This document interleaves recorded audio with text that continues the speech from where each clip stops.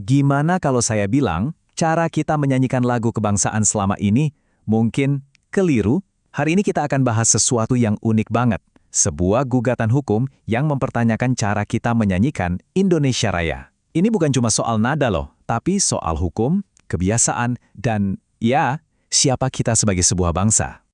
Kedengarannya mustahil kan? Tapi pertanyaan ini adalah inti dari sebuah kasus yang beneran terjadi di Mahkamah Konstitusi. Coba deh bayangin, niat Anda baik mau mempopulerkan lagu kebangsaan versi lengkap, malah bisa berujung dipermasalahkan. Kok bisa ya? Oke, mari kita bedah kasus ini bareng-bareng. Kita mulai dari kontroversinya, lalu kita lihat bedanya versi lagu yang ada, kita dalami detail gugatannya.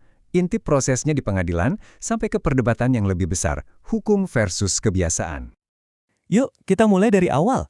Kisah di balik gugatan ini ternyata berawal dari inisiatif dua orang warga biasa. Kenalan dulu sama Setio Waluyo dan Pungki Harmoko.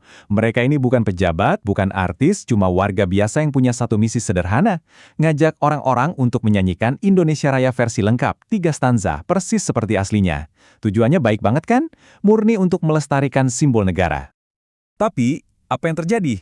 Niat baik mereka ini malah jadi bumerang. Di dunia maya, mereka justru diserang habis-habisan. Dituduh aneh-aneh, bahkan dibilang mengubah lagu kebangsaan. Ironis banget kan?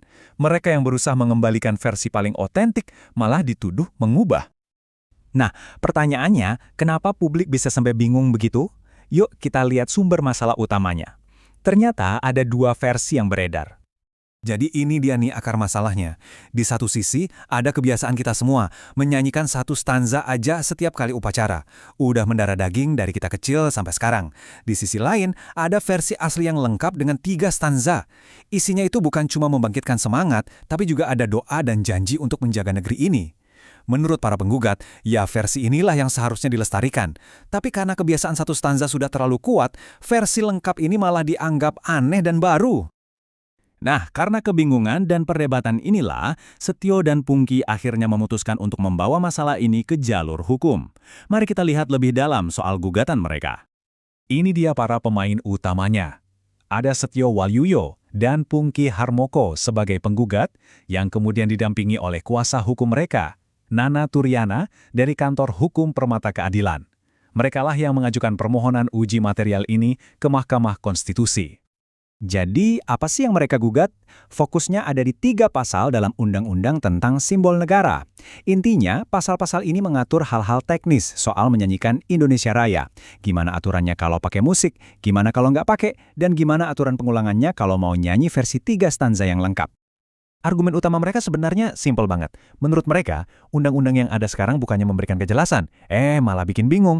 Aturan yang bisa ditafsirkan macam-macam, ini akhirnya membuat masyarakat jadi ragu mana sih cara yang benar untuk menghormati simbol negara, dan keraguan ini, menurut mereka, bertentangan dengan semangat konstitusi itu sendiri. Oke, sekarang kita intip sedikit yuk gimana sih proses hukum ini berjalan di dalam Mahkamah Konstitusi.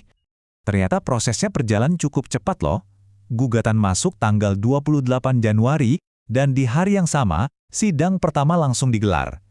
Setelah itu, Majelis Hakim memberikan waktu kepada penggugat untuk memperbaiki berkas mereka sampai tanggal 10 Februari. Tapi yang menarik, di sidang pertama ini, para hakim belum masuk ke inti perdebatan soal 3 stanza. Panel hakim yang dipimpin Wakil Ketua MK, Saldi Isra, lebih fokus pada hal-hal teknis dulu. Mereka meminta penggugat untuk memperbaiki format gugatannya supaya sesuai dengan aturan main di MK. Ini sebenarnya hal yang biasa di awal persidangan, di mana semua berkas harus rapi dulu sebelum lanjut ke pembahasan substansinya. Oke, sekarang kita coba lihat gambaran besarnya. Kasus ini bukan cuma soal pasal per pasal, tapi ada pertarungan prinsip yang jauh lebih dalam di baliknya. Inti dari semua ini sebenarnya adalah pertarungan antara 2 kekuatan besar.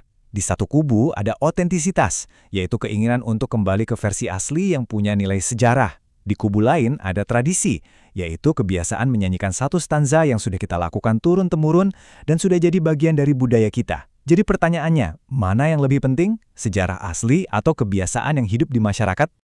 Dan inilah kenapa kasus ini jadi penting banget. Apapun nanti putusan Mahkamah Konstitusi, hasilnya akan jadi sebuah presiden hukum. Putusan ini bisa jadi akan mengubah cara kita upacara bendera, cara lagu kebangsaan diajarkan di sekolah, dan pada akhirnya, cara kita memaknai salah satu simbol negara kita yang paling sakral. Ini membawa kita ke pertanyaan terakhir yang menarik banget untuk kita renungkan bersama. Sebenarnya, cara kita menghormati simbol negara itu lebih baik diatur secara kaku oleh undang-undang, atau haruskah hukum yang justru beradaptasi dengan kebiasaan dan praktik yang terus hidup dan berkembang di tengah-tengah masyarakat? Sebuah pertanyaan yang jawabannya, mungkin, akan membentuk masa depan tradisi kebangsaan kita.